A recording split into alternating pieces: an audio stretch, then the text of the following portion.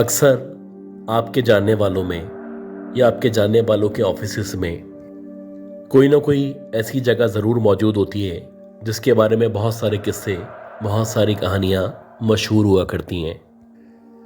कभी कभी ये जो इन्फॉर्मेशन होती है वो फर्स्ट हैंड होती है, और कभी कभी ये जो इन्फॉर्मेशन है वो आपको मुख्तलिफ ज़रियों से आप तक मिला करती है। जिस शहर में, जिस मुल्क में या जिस कॉन्टिनेंट में हम लोग रहा करते हैं, वहाँ पे इस तरह के बहुत सारे ऑफिसेस, बहुत सारी इमारतें, बहुत सारे घर मौजूद हैं जिनके बारे में बहुत सारे किस्से, बहुत सारी कहानियाँ मशहूर हैं। और आज जो किस्से, जो कहानियाँ मैं आपको सुनाने वाला हूँ, ये जो भी वाक़यात थे, ये मेरे अपने साथ, मेरे अपने ऑफिस में या मेरे ऑफिस के लोगों के साथ पेश आए थे। आजकल मैं अपने मुल्क पाकिस्तान में मौजूद हूँ, लेकिन पाकिस्तान छोड़ने से पहले या यहाँ से दूसरे मुल्क जाने से पहले मैं जहाँ पे, जिस इदारे में काम किया करता था, वो बेसिकली एक ऑटोमोबाइल कंपनी थी जो पिछले तकरीबन 5 या 6 सालों से पाकिस्तान के अंदर मौजूद है। मैं वहाँ पे एज ड्यूटी मैनेजर काम किया करता था। अब क्योंकि अगर आप किसी पोस्ट पे होते हैं तो आपकी जो जिम्मेदारियां हैं वो बहुत ज़्यादा हुआ करती हैं। तो इसी तरह मेरे अंडर में बहुत सारे लोग थे और उन लोगों से मुझे काम करवाना होता था। अगर आप किसी से काम करवाना चाहते हैं तो आपको खुद भी इस कदर एफिशिएंट होना पड़ता है कि लोग आपको देख के खुद ब खुद काम करना शुरू कर दें। मेरी कोशिश होती थी कि मैं टाइम पे ऑफिस पहुंचूं, बल्कि टाइम से 15 या 20 मिनट पहले ऑफिस पहुंच जाऊं, क्योंकि अगर मैं ही देर से जाऊंगा तो बाकी जो स्टाफ है या जो मेरे अंडर में लोग काम किया करते हैं वो भला टाइम पे क्यों आएंगे। ये जो ऑटोमोबाइल इंडस्ट्री थी या इसका जो एक डीलरशिप थी जो कि आज भी मौजूद है, ये साइट एरिया कराची में मौजूद थी। हमारा जो ऑफिस था वो वैसे तो 9:30-10 बजे लगा करता था, लेकिन मेरी कोशिश होती थी कि 8:30 पौने 9 बजे तक पहुंच सकूं। मैं जब भी घर से निकला करता था तो मेरी कोशिश होती थी कि आयतल कुर्सी पढ़ूं या हिसार करके घर से निकलूं, लेकिन ये जिस दिन का वाकया है उस दिन इत्तेफाक से मैं जल्दी में घर से निकला और शायद मेरे जहन से स्किप हो गया कि मैं आयतल कुर्सी पढ़ूं या रास्ते में तिलावत करूं। बहरहाल मैं ऑलरेडी लेट हो चुका था, और जब मैं ऑफिस पहुंचा तो ऑफिस में जैसे कि आप पहुंचते हैं तो एक हडल या एक मीटिंग हुआ करती है। तो वैसे ही वो जो मीटिंग थी वो स्टार्ट हो चुकी थी, और जो मेरे जनरल मैनेजर थे वो इसको लीड कर रहे थे। अब हमारे ऑफिस में एक फार्मूला था कि अगर आप ऑफिस में लेट आते हैं या मीटिंग में देर से पहुंचते हैं तो आपकी सज़ा होती है कि आपको उस मीटिंग में ना शामिल किया जाएगा और ना ही जितने भी लोग हैं वो आपसे उसका एजेंडा शेयर करेंगे। खैर, मुझे अफसोस था कि मैं लेट हो चुका हूँ और नीचे जहाँ पे वेटिंग एरिया था या जहाँ पे मेरी सीट मौजूद थी, मैं वहाँ पे बैठ के लैपटॉप यूज़ कर रहा था। मुझे पता था कि थोड़ी देर बाद जब जनरल मैनेजर नीचे आएंगे तो मुझे बातें तो सुननी ही पड़ेंगी। इसी दौरानिए में जबकि मैं लैपटॉप यूज़ कर रहा था और पूरे फ्लोर पे कोई भी मौजूद नहीं था, तो एकदम से मुझे ऐसा लगा कि जैसे किसी ने मेरे कान पे आके फूंक मारी है। और ये जो फूंक थी ये इस कदर करीब से थी कि ऐसा लग रहा था कि कोई बिल्कुल मेरे कान के करीब मौजूद है, और उसका जो मुंह है ये उसके सांसें लेने की भी आवाज़ आ रही है। बहरहाल जैसे ही मैंने ये फूंक सुनी तो मैं खड़ा हो गया और मुझे अंदाज़ा हो चुका था कि वो फिर आ गई है। ये उसका स्टाइल था कि जब भी वो ऑफिस के अंदर एंटर हुआ करती थी या उसको अपनी प्रेजेंस किसी को शो करनी होती थी तो सबसे पहले वो उसके कान पे फूंक मारा करती थी। मुझे अच्छी तरह याद है कि जब मेरा इंटरव्यू हुआ था तो जो इंटरव्यूअर था या जो एचआर मैनेजर था, उसने जब मुझसे इंटरव्यू ले लिया और मुझे हायर कर लिया तो उसके बाद उसने मुझसे कहा था कि कहीं तुम्हें डर तो नहीं लगता। अब जब उसने इस तरह का अजीब सा सवाल किया तो मेरे जहन में यह आया कि शायद जैसे ऑफिस में सियासत हुआ करती है, डिप्लोमेसी हुआ करती है, तो शायद ये उस तरफ इशारा कर रहा है। मैंने कहा नहीं, डरने की कोई बात नहीं है, इस इंडस्ट्री में डिप्लोमेट्स हुआ करते हैं और आपको उनसे निपटना आना चाहिए। वो कहने लगा कि मैं इस डर की बात नहीं कर रहा, मैं जिस डर की बात कर रहा हूं उसके बारे में तुम्हें अनकरीब पता चल जाएगा। खैर, ये जो वाकया मेरे साथ पेश आया, मैं फ़ौरन से खड़ा हुआ और अब मैं एक्सपेक्ट कर रहा था कि कभी भी कहीं से भी एकदम से वो मेरे सामने आ जाएगी। खैर, मैंने जल्दी से आयतल कुर्सी पढ़ना शुरू की और जैसे तैसे सीढ़ियों से भागता हुआ जहाँ पे हडल हो रहा था, यानी वो जो मीटिंग रूम था, उसके अंदर एंटर हो गया। हालांकि मैंने जो हरकत की थी ये बड़ी अजीब सी हरकत थी, लेकिन बजाय इसके कि मैं उसका सामना करता, जनरल मैनेजर की बातें सुनना ज़्यादा बेहतर था। खैर, इसी तरह 2-4 दिन मज़ीद गुजरे। रात के तकरीबन 6:30-7 बजे का टाइम था और उस वक्त मगरिब जो है वो 5:45-6 बजे तक हो जाया करती थी, यानी कि मगरिब की अजान हो चुकी थी और अंधेरा हो चुका था। तो अक्सर ऐसा होता था कि जो हमारा ऑफिस स्टाफ है, जब वो चला जाता था तो 1-2 पियून्स को या फिर ऑफिस बॉय को रोका जाता था, क्योंकि जो हमारी डीलरशिप थी ये मुकम्मल तौर पे गिलास वर्क पे मुश्तमिल थी।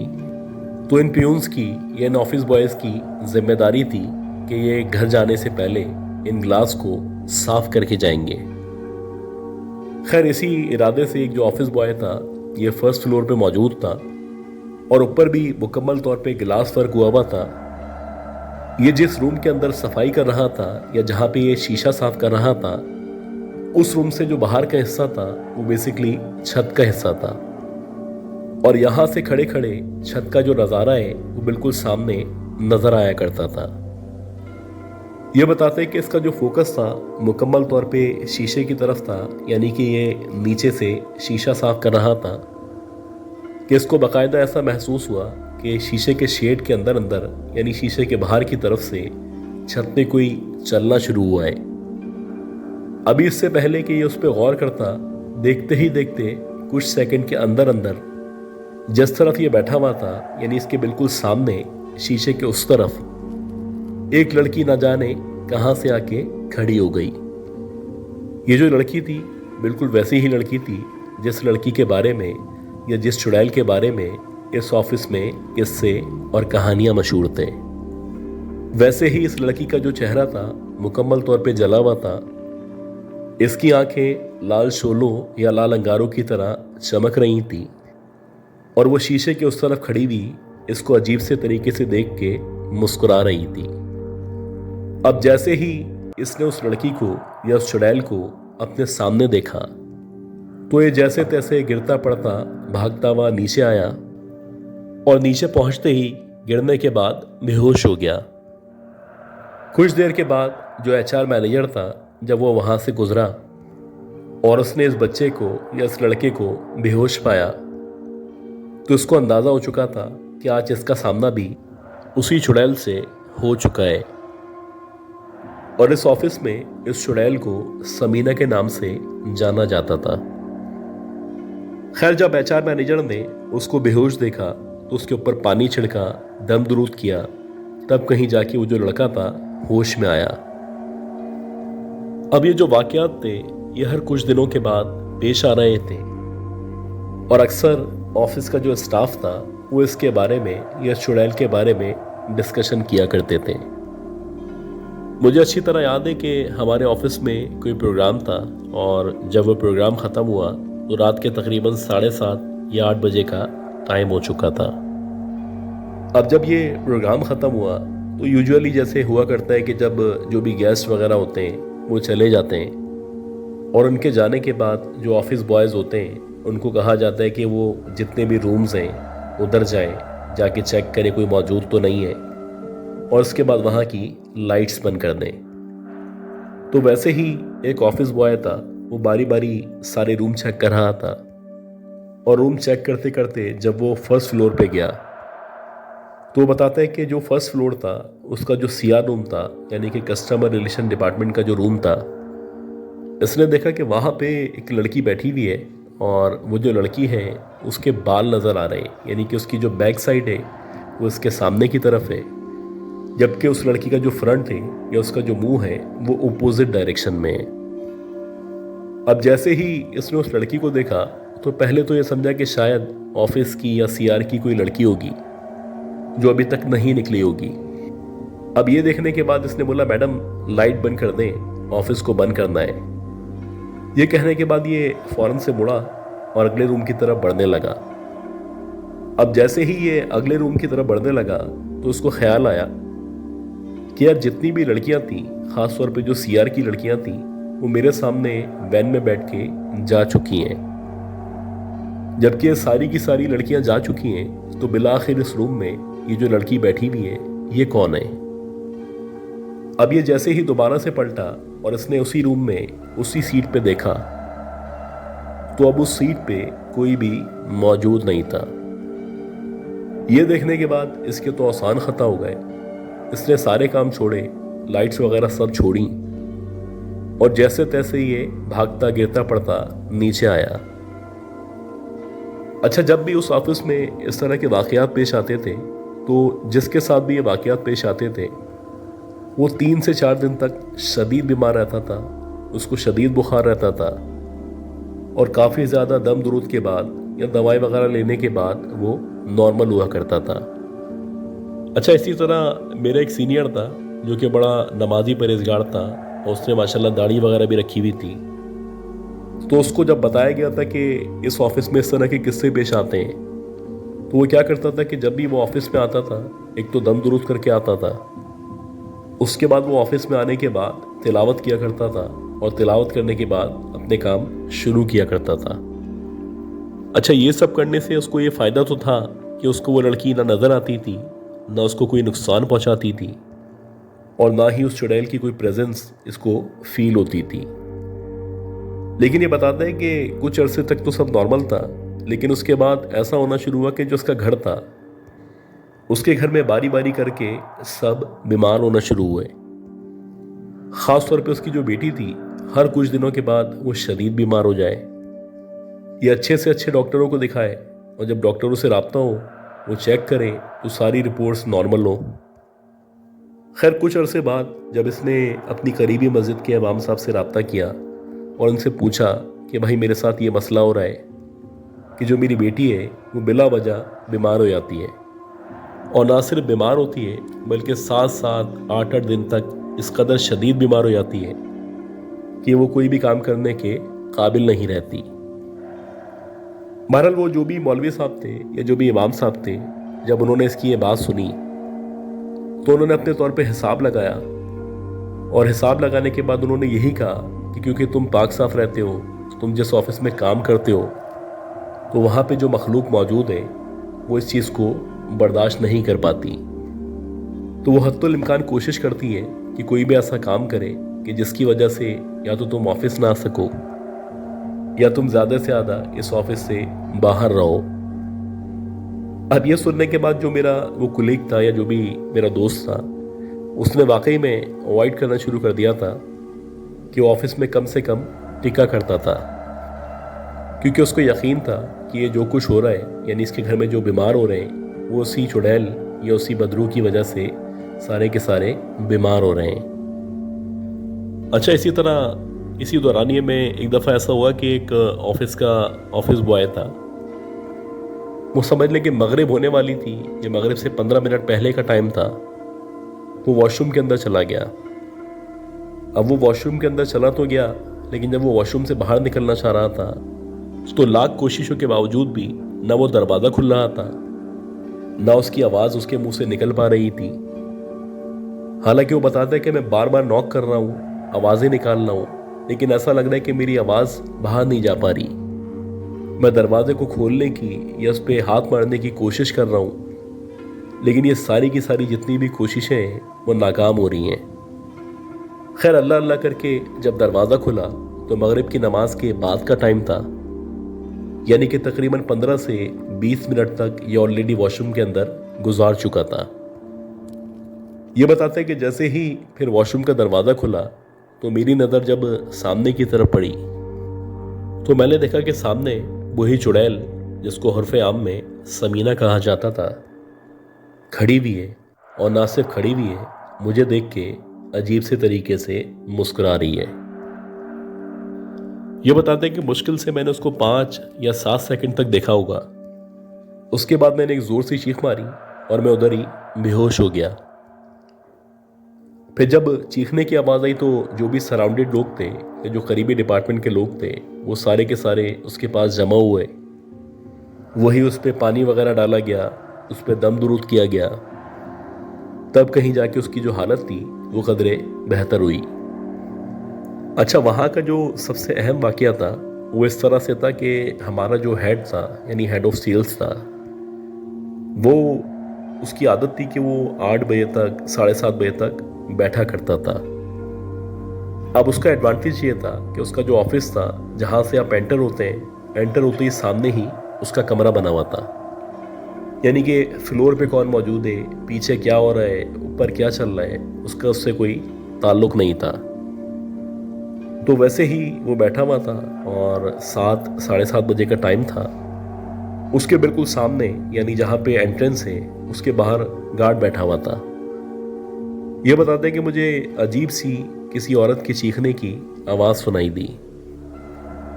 अब जैसे ही इसको किसी औरत के चीखने की आवाज़ सुनाई दी तो ये उठा अपनी सीट से और इसने अपना जो भी गिलास रोड था उसको खोला, और खोलने के बाद सबसे पहले राइट साइड पे देखा। अब राइट साइड पे बहुत बड़ा सा फ्लोर मौजूद था, और जैसे ही ये फ्लोर ख़त्म होता है तो फ्लोर ख़त्म होने के बाद स्टेयर्स थी, जो स्टेयर्स सामने थी, और स्टेयर्स से घूमते हुए आप ऊपर जाया करते थे। ये बताते हैं कि जैसे ही मेरी नज़र स्टेयर्स पे पड़ी तो मैंने देखा कि स्टेयर्स के ऊपर वही चुड़ैल जिसे उर्फ़े आम में वहाँ पे समीना कहा जाता था, न सिर्फ बैठी हुई है बल्कि उसको बहुत ही गुस्से से अजीब सी हालत में देख रही है, जैसे कि वो शायद नाराज़गी का इजहार कर रही हो, या वो एक्सेप्ट नहीं कर रही हो कि वो इतनी रात में इतनी देर तक ऑफिस में रुके।